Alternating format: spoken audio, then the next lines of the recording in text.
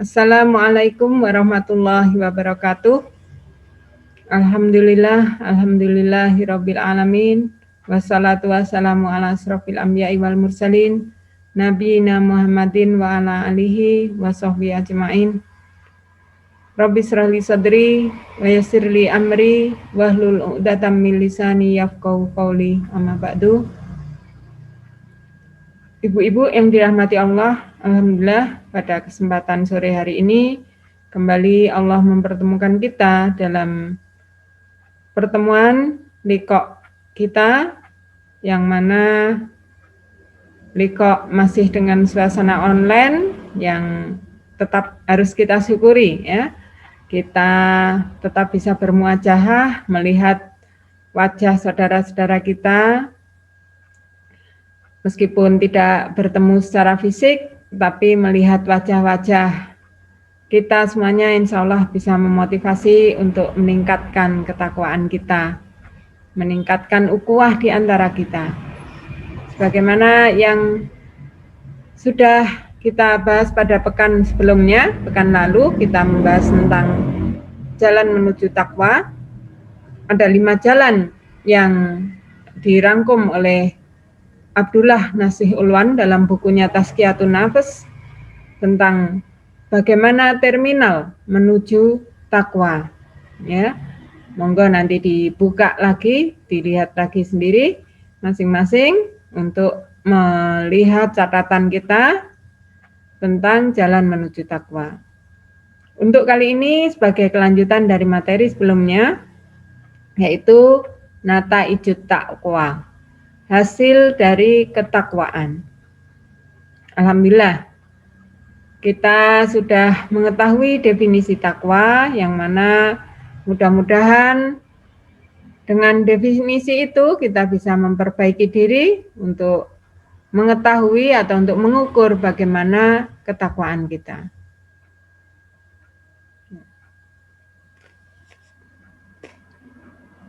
Nataijut taqwa, di sini ada beberapa hasil atau buah dari ketakwaan kita. At-taqwa, dia akan membawa kita pada hasil berupa rahmah, kasih sayang, kasih sayang dari Allah Subhanahu wa Ta'ala, yang mana kalau Allah sudah mencintai, memberikan sayangnya kepada hamba-hambanya, maka mudah bagi Allah untuk memberikan atau menyuruh seluruh makhluknya yang diciptakannya untuk menyayangi hamba tersebut. Kemudian yang kedua adalah al-furqan, artinya pembeda. Kita akan diberikan filter untuk bisa membedakan antara hak dan batil, antara benar dan salah. Inilah ketika ada ketakwaan dari diri kita, semakin bertakwa, maka furqan ini semakin besar, semakin lebar, semakin terbuka untuk kita mengetahui perbedaan antara hak dan batil. Yang ketiga adalah al-barakat, artinya berkah, ya, keberkahan. Kemudian roj atau jalan keluar. Kita akan diberikan jalan keluar dari kesulitan-kesulitan kita, permasalahan-permasalahan kita, ya, kebuntuan-kebuntuan kita, kepelikan masalah yang kita hadapi, itu diberikan jalan keluar oleh Allah Subhanahu wa Ta'ala.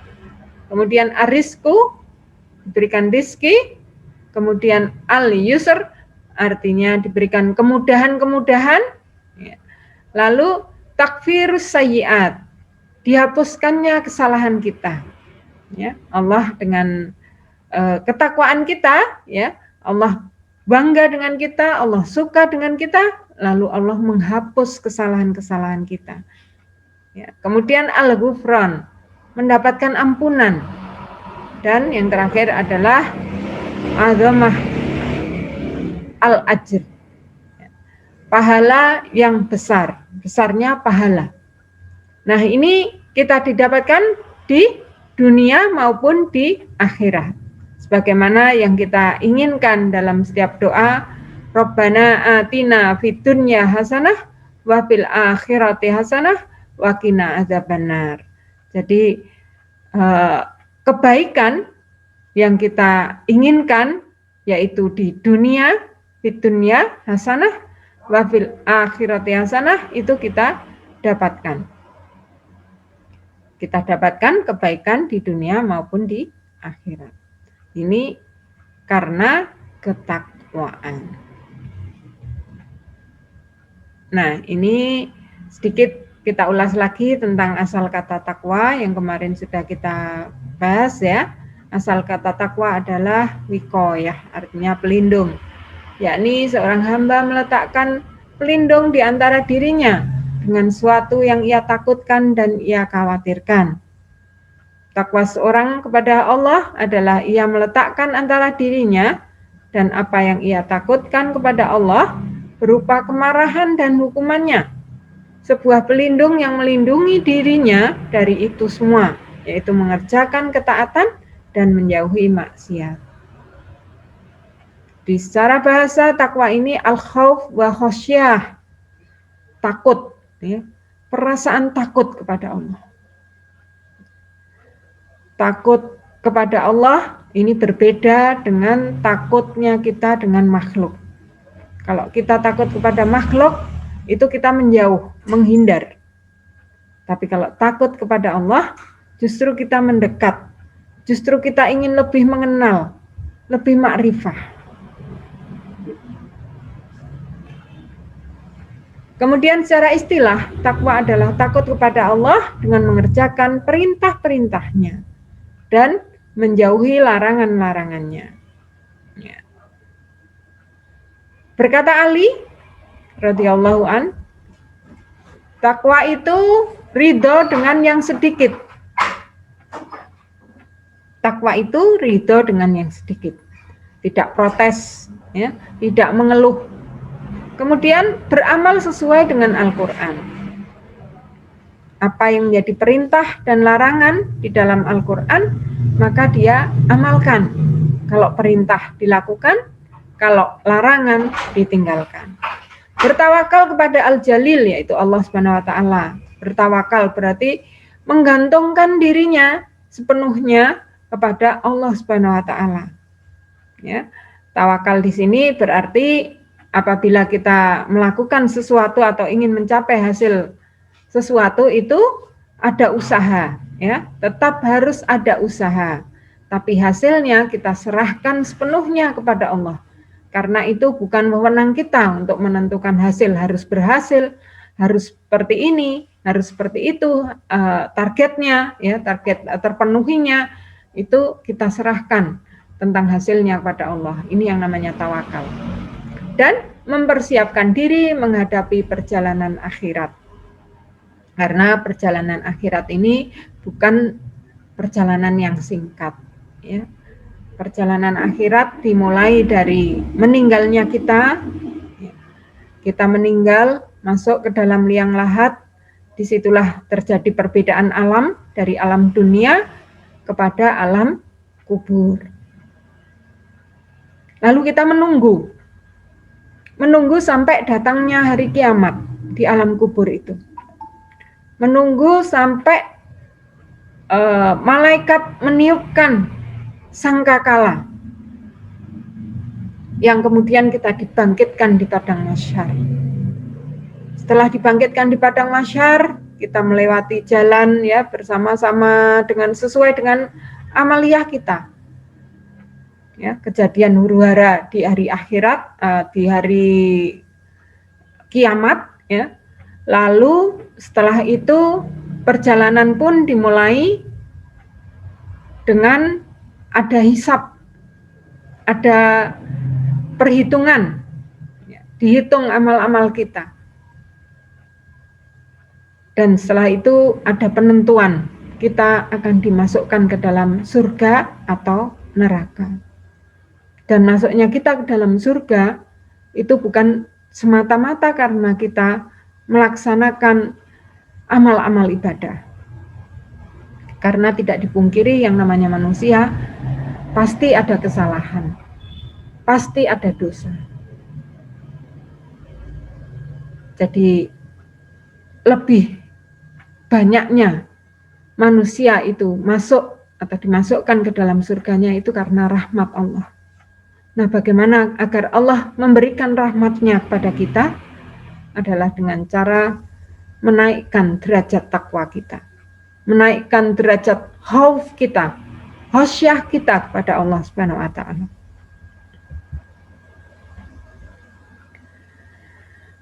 Takwa adalah waspada. Abu Hurairah ditanya tentang takwa, maka beliau balik bertanya, apakah engkau pernah berjalan di atas jalan berduri? Maka yang bertanya ini berkata, pernah. Abu Hurairah pun berkata, apa yang kau perbuat?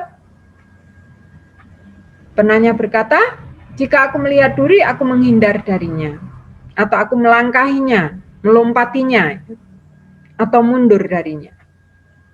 Abu Hurairah berkata, itulah takwa. Jadi ada kewaspadaan, kehati-hatian yang dilakukan oleh orang bertakwa dalam hal ini seperti ketika di depan kita ada jalan yang berduri, kita berusaha menghindar agar tidak tertusuk duri itu. Begitulah jalan kehidupan kita.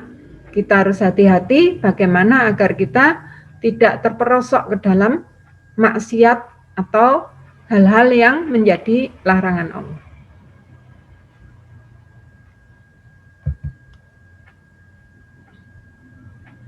Nah, definisi mutakin, kita tahu bahwa mutakin itu artinya orang yang bertakwa. Ya. Lalu siapakah yang disebut mutakin itu? Yang pertama adalah kaum yang takut pada kesyirikan. Jadi dia memurnikan ketauhidannya, hanya mengesahkan Allah. Takut menyentuh patung-patung, ya, menyentuh dalam arti mengagumi yang kemudian membawa pada penyembahan ya kepada patung-patung. Dan ikhlas karena Allah dalam beribadah. Semata-mata tujuan kita beramal, kita beribadah adalah karena Allah Subhanahu wa taala. Ini seperti Mu'adz bin Jabal yang disampaikan oleh Mu'adz bin Jabal ya. Bagaimana orang yang mutakin itu dia adalah yang takut kepada kesyirikan dan ikhlas karena Allah dalam ibadahnya. Kemudian yang kedua, mutakin itu adalah orang-orang yang takut hukuman Allah. Ya, takutnya itu takut karena hukuman Allah dengan karena meninggalkan petunjuk yang telah mereka ketahui dan mereka mengharap rahmatnya dengan membenarkan apa yang dia bawa, yang Allah berikan. Ya. Jadi takut hukuman karena meninggalkan petunjuk, sudah ada petunjuk, kebenaran, kita tinggalkan. Ini kita takut jika Allah marah, jika Allah memberikan hukuman. Ya, kita sudah tahu petunjuknya, kita tidak lakukan. Nah, ini takut akan hukumannya. Lalu mengharap, ada rojak di situ, mengharap rahmat Allah Subhanahu wa taala. Rojak itu artinya rahmat ya. Mengharap ya. Mengharapkan rahmat Allah dengan membenarkan yang dia bawa. Ini definisi menurut Ibnu Abbas. Dan yang ketiga, orang-orang yang menjauhi apa yang diharamkan kepada mereka dan melaksanakan apa yang diwajibkan kepada mereka. Nah, ini Al-Hasan, definisi menurut Al-Hasan. Orang yang menjauhi apa yang diharamkan dan melaksanakan apa yang diwajibkan.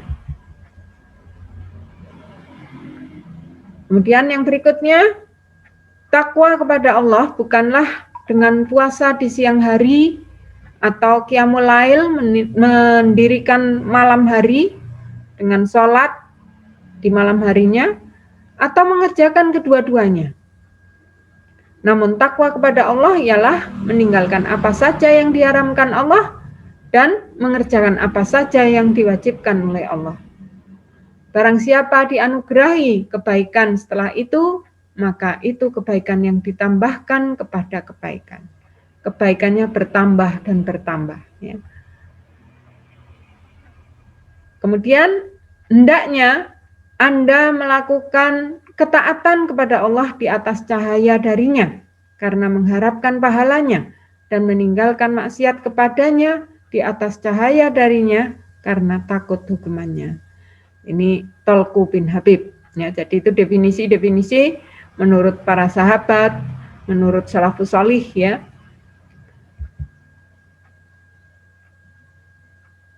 Selanjutnya Abu Darda, beliau juga mendefinisikan atau menggambarkan bagaimana takwa.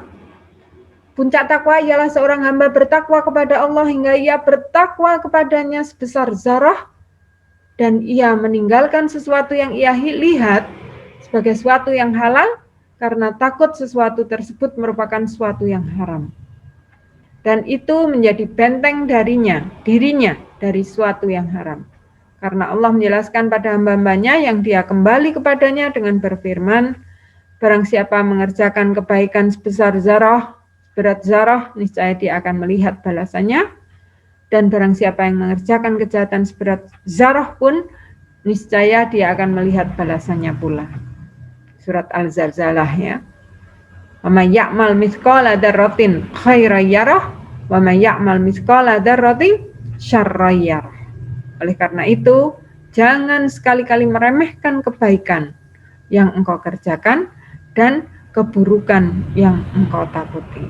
Ya, artinya sekecil apapun kebaikan kita upayakan untuk tetap kita pertahankan untuk melakukannya, dan demikian pula sekecil apapun keburukan kita juga berusaha untuk menjauhinya.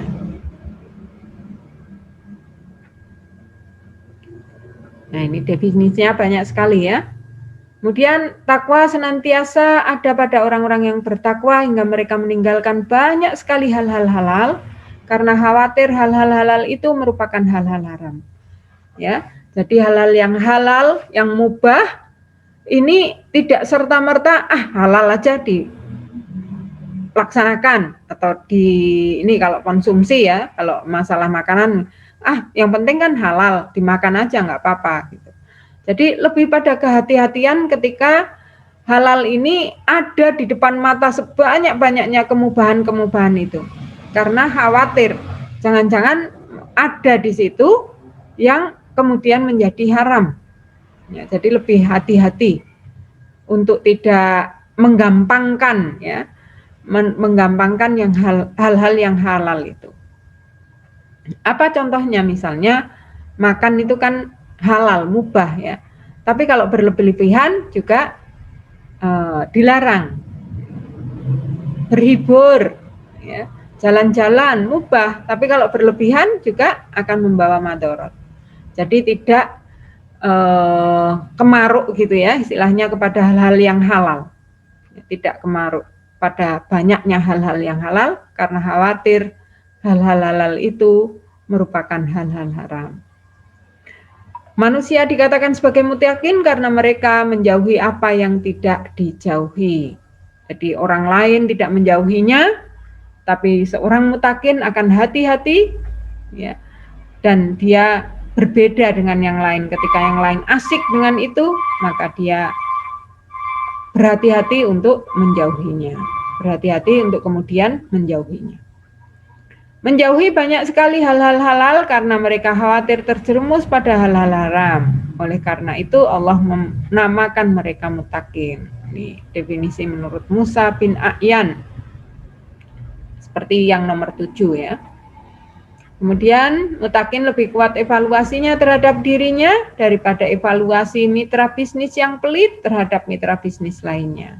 Nah, ini jika dibandingkan dengan sebuah bisnis ya, ketika seorang yang bisnis itu kan biasanya kepada mitra bisnisnya itu bagaimanapun pasti akan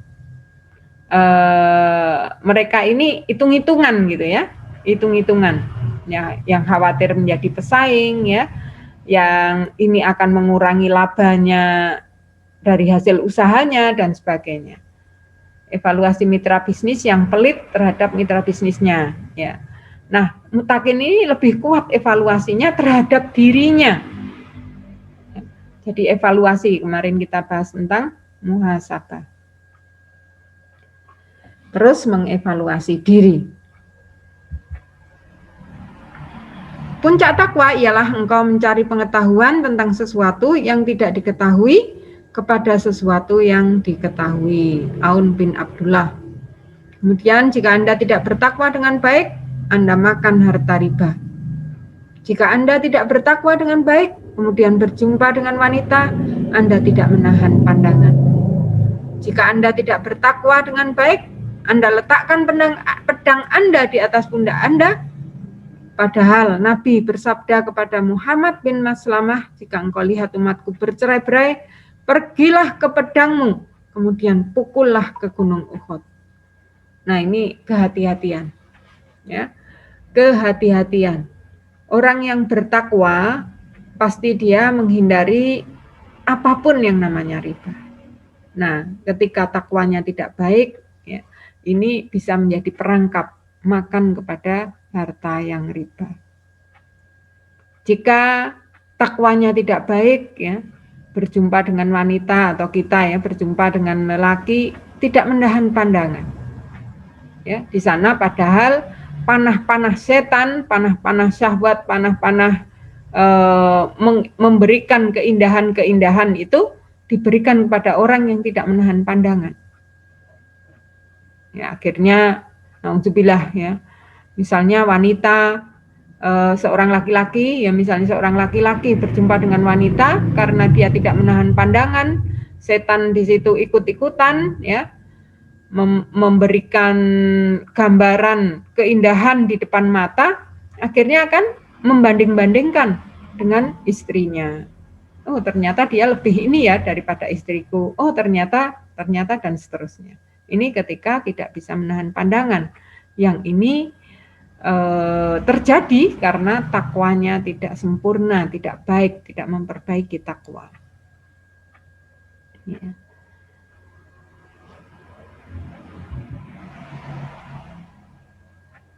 Makanatut takwa. Bagaimana kedudukan takwa itu? Kedudukan takwa ini sangat tinggi ya, atau sangat mulia. Dia adalah wasiatul likulli ummah. Wasiatu likulli ummah. Wasiat dari setiap umat. Ya, ini mohon nanti bisa dikoreksi ya. Catatannya di surat An-Nisa ayat 131. Ya, karena kita terbatas waktu ya. Nanti mohon bisa dilihat masing-masing. Ini bisa di screenshot juga ya, untuk kemudian nanti dicek di mushaf masing-masing. Atau nanti kalau ini ya saya bagikan, saya share video ini. Ya. Kemudian yang berikutnya adalah hadfu mustarok, tujuan bersama. Kedudukan takwa ini menjadi tujuan bersama, tujuan bagi seorang muslim. Bagi setiap muslim memiliki tujuan bersama, yaitu ingin menjadikan dirinya sebagai orang yang bertakwa. Kemudian dia juga merupakan ukuran dekat jauhnya seorang hamba dengan Allah. Ketika dia bertakwa, maka dia mendekat kepada Allah. Ketika dia turun derajat takwanya, derajat imannya, maka dia akan menjauh dengan Allah. Akan jauh ya. Mulai meninggalkan ketaatan dan mulai terbiasa dengan kemaksiatan, ini udah kelihatan berarti dia semakin jauh dengan Allah. Berarti semakin rendah derajat takwanya. Kemudian takwa adalah khairuzat, sebaik-baik bekal. Bekal yang terbaik itu adalah bekal takwa. Kemudian sebaik-baik pakaian, khairul libas, ya, sebaik-baik pakaian. Di surat Al-A'raf ayat 26. Takwa adalah sebaik-baik pakaian. Kemudian asasul bina, asas dari bangunan. Bangunan maksudnya bangunan keislaman kita ya. Ini harus didasari, harus dilandasi dengan takwa. bangunan kehidupan kita seorang manusia harus dilandasi dengan takwa. Ini kedudukan takwa. Bekal terbaik kita itu adalah takwa, karena takwa ini merupakan posisi atau suatu kedudukan yang dinilai oleh Allah Subhanahu wa taala. Inna akramakum indallahi atqakum. Sungguhnya di antara kalian itu yang paling mulia ya, indallah, di sisi Allah adalah atqakum, yang paling takwa di antara kalian. Jadi nilai ketakwaan inilah yang diukur oleh Allah untuk menunjukkan kemuliaan seseorang di hadapan Allah. Ya, jadi bukan karena ilmunya, bukan karena derajatnya, derajat sosialnya, ya, bukan karena dia orang Arab atau orang di luar Arab, tapi pada ketakwaannya. Lalu bagaimana balasan bagi orang mutakin? Balasan-balasannya, dia akan diberikan ilmu oleh Allah Subhanahu wa taala. Ini juga bisa dilihat nanti di surat Al-Baqarah ayat 282. Allah memberikan ilmunya kepada orang-orang yang bertakwa. Lalu berkah, ya, tadi di awal, di slide yang awal tadi sudah diberikan gambaran nataijut takwa tentang buah dari ketakwaan. Ini dijabarkan lagi, ternyata dalam ayat-ayat Allah itu banyak sekali yang Allah berikan janji ya kepada orang-orang yang bertakwa. Berkah, surat Al-A'raf ayat 96. Kemudian pemisah antara hak dan batil, surat Al-Anfal ayat 29, Furqan ya. Kemudian ghufran, ampunan dari Allah Subhanahu wa taala, sama di surat Al-Anfal ayat 29. Kemudian makhraj tadi ya, jalan keluar dari setiap kesulitannya, surat At-Tolak ayat 2. Ini sama yang di bawahnya ya, sampai bawah ini ada di surat At-Tolak semuanya. At-Tolak ayat 2, ayat 3, ayat 4, ayat 5 ya. Bagaimana Allah memberikan janji kepada orang yang bertakwa akan diberikan makhraja, jalan keluar. Makhruj ya, jalan keluar, atau kalau di ayat itu disebutkan diberikan bagi orang yang bertakwa itu makhraja, jalan keluar. Kemudian Allah memberikan juga di ayat itu, ayat berikutnya di surat At-Talaq, rizki dari arah yang tidak disangka-sangka. Rizki min haitsu la yahtasib, dari arah yang tidak disangka-sangka. Mungkin kita pernah merasakan ya, ketika kita dekat dengan Allah ya, kesulitan kita diberikan kemudahan, diberikan jalan keluar, rizki yang tidak disangka-sangka ini ya, misalnya kita mendapatkan, misalnya yang berdagang itu kok ya kemudian banyak orderan ya, yang betul-betul seperti nggak ada jalan, kok moro-moro ada saudara kita yang memberikan ya pinjaman atau hutang kita yang sudah kita lupakan gitu, ternyata ada yang membayar. Itu kan rezeki yang tidak disangka-sangka. Kemudian kemudahan dalam segala urusannya. Min amri yusra ya, dari perkara-perkaranya, masalah-masalahnya itu diberikan yusra, kemudahan. Kemudian takfir sayyiat, ditutupi kesalahan-kesalahannya, dosa-dosanya, dan ta'zimul ajr, pahala yang agung, pahala yang besar. Ini balasan bagi muttaqin. Lalu balasan yang berikutnya, Masya Allah ya, akan diberikan oleh Allah cinta, cinta dari Allah. Cinta yang seperti apa yang kita harapkan kalau bukan cinta Allah Subhanahu wa taala. Mahabbah dari Allah, mahabbatullah. Kemudian diberikan ma'iyatullah, pertolongan Allah, ya. Atau Allah itu akan membersamai kita, ya, ma'iyah, membersamai kita dengan pertolongan-pertolongannya. Kemudian dijaga dari tipu daya. Jadi kita diselamatkan dari tipu daya.